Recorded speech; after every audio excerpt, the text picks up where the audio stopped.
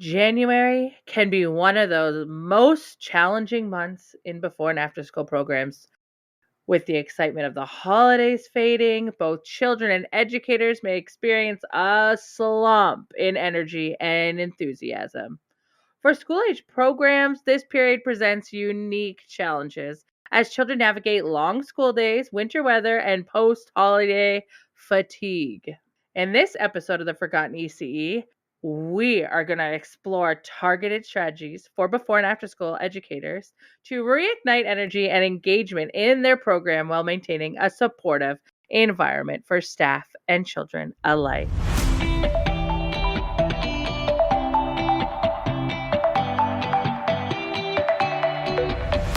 Welcome to the Forgotten ECE, the show where before and after school educators, summer camp and PD staff, and CYWs have a place where they are seen, heard, and valued. I'm your host, Jamie Wegler, and I am so excited you're here.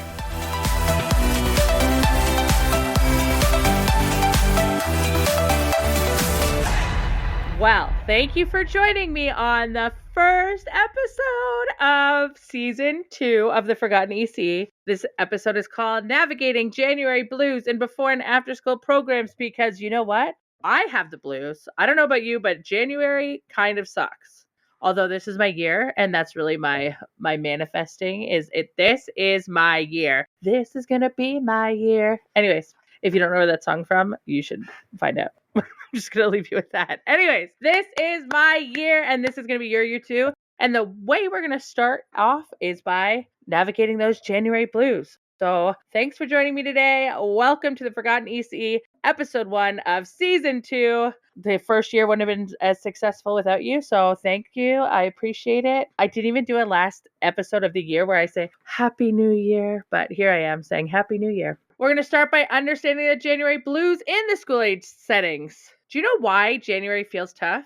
I bet you know why it feels tough for you, but I'm going to tell you why it feels tough. Children may struggle to adjust after unstructured holiday time. They were just home for 2 weeks, sometimes a week, depends on which center you're at and who's on holidays, but they were just home, unstructured time, leading to restlessness and difficulty transitioning between school and program activities. It's also the limited daylight and colder temperatures because they can reduce outdoor activity options and impact mood and behavior. I'm impacted severely. Here in Ontario, it's gross. I know. I live in Canada. I know there's going to be snow, but it could have just snowed for Christmas or for if you celebrate that or for that 1 week, and I would have been fine with life. I would have been like, cool, we're good. Educators often feel the strain of balancing high expectations with reality of children's varying energy levels and needs. Some signs you're going to look for that this is happening in your program is heightened challenging behaviors like defiance or hyperactivity during the program transitions, a noticeable drop in participation, particularly in group activities, and complaints of boredom or fatigue from children who typically engage in activities readily. Honestly, I was just covering my full-time job as a supervisor, and I was just covering our after-school program this afternoon, and we were playing in the gym and having a grand old time. We get back from the gym, and the first one child was like, I'm bored. I don't know what to do. We literally just walked in the door. Literally. I'm like, okay, let's play a game. Let's do something. I don't want to. I get it. I completely get it. I feel like you're probably dealing with this too. But in order to counteract that, I have some practical strategies for January success just for you. First, you're going to reestablish routines and flexibility. Use consistent yet adaptable routines to create structure. Consider adding a quick mindfulness or breathing exercise to transitions between when children get back from school to your program or when children are arriving in the morning. Make sure you have an area in your room, whether that's your gym, whether that's a shared space, whether that's your classroom, whether that's wherever in your before and after school program, that you can create a visual schedule that highlights fun activities to build anticipation, but also that another section that has calming down strategies. Maybe it's a box. Maybe it's not a part of your room. Maybe it's just a box that children can go to. And it has small, tiny lava lamps or poppets or cards for breathing activities. Something where children can practice some of these mindful activities before transitioning. Focus on engagement through interest-based activities. Literally, interest-based activities. Pull children to find out what they're interested in this month, and then pull from that your activities. Things like winter sports, animals, creative STEM challenges can spark these excitements. In one of the programs that I supervise, the educators used to have a box, like one of those. I gotta stop for a second because you are all gonna laugh at this, my listeners, because I'm trying to talk, but I talk with my hands, so I'm trying to show you what the box looks like, and obviously you can't see it because you're on my podcast. You're listening in from your radio, not from a video. Okay, I'm so sorry. Anyways, it's like an old Kleenex box with a hole in the middle, and the children got to write down things that they're interested in, and then they pulled out examples for that week or that month, usually for the week, that they would deep dive in. And that doesn't mean those are the only activities available. That just means that they took from the interest, that was one of the activities available, and then whatever else was offered was based on the emerging interest in the classroom. Offering project-based learning opportunities is such a fabulous idea. This could be something like designing a winter carnival or creating group art displays. Use your creativity and your imagination, and if that fails you, like mine does sometimes, ChatGPT is a great place to get ideas. Pinterest is the most fabulous place to get ideas. Check it out. Type in before and after school activities or group activities, project-based learning, and it'll give you a whole list of ideas. You're also going to want to maximize movement and play. Now is the time to plan for indoor and outdoor activities. That could be freeze dance or a mini obstacle course or building a snow mountain outside and sliding down.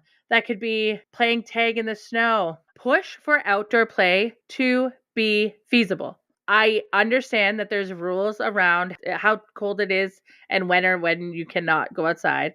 But if it's not too cold, if it is not at that wherever your level is from where you're listening, get outside. Encourage team snow building challenges or scavenger hunts designed specifically for your school agers. The snow, as much as it really is not my friend, the children love it. There's so much you can do. There's so many gross motor and fine motor activities within the snow. Utilize it. It only happens for a couple months. Get out there and utilize the snow.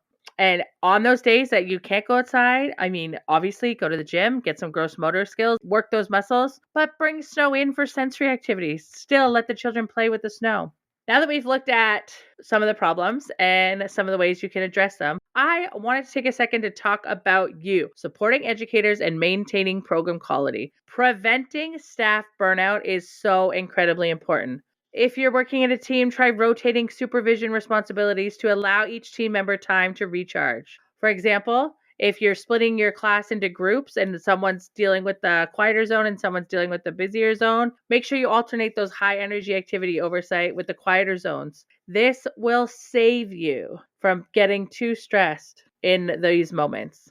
Also, encourage peer support by holding short, informal staff check-ins with your team members.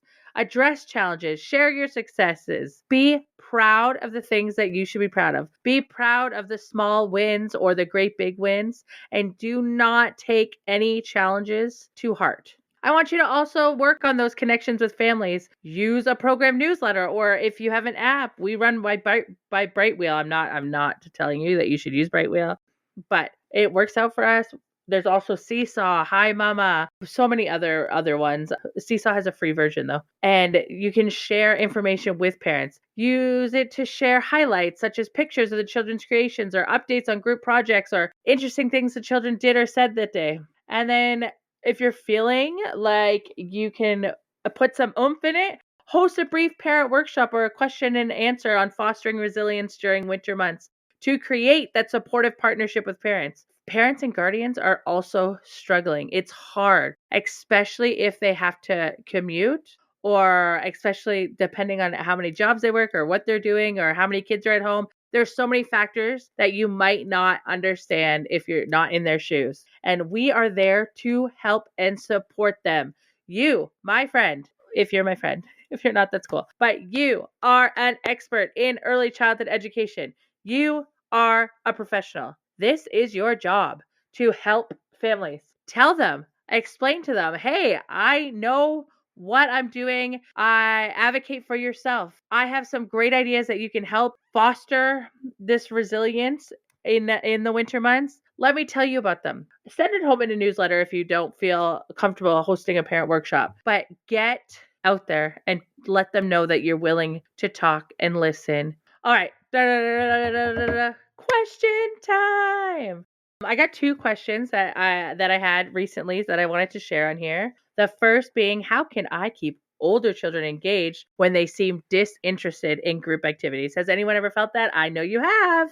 Introduce leadership roles that allow the older children to mentor younger participants or plan portion of the daily activities. Try to get these to highlight their unique skills because it builds that confidence and buy-in for them. I have a student right now that is probably the oldest in the group, now that I'm thinking about it. And in order to get them more engaged, especially when they're feeling those bored moments, is I get them to help me in the office. That could be making they're really good at art. That could be making a poster for my door. That could be helping around the classroom with organizing. That could be sorting the board games. Honestly, whatever they want to help with, they are welcome to. And I encourage them to come up with ideas of how they can help. Now, is every child that's older going to want to be helpful? Not necessarily. But there's other things and responsibilities you can give them. Maybe it's a job chart in the classroom. Maybe it's a line leader like the school does for transitions, or maybe it's a clean up the table or put snack away or push in all the chairs. Give them jobs, especially those who want responsibility,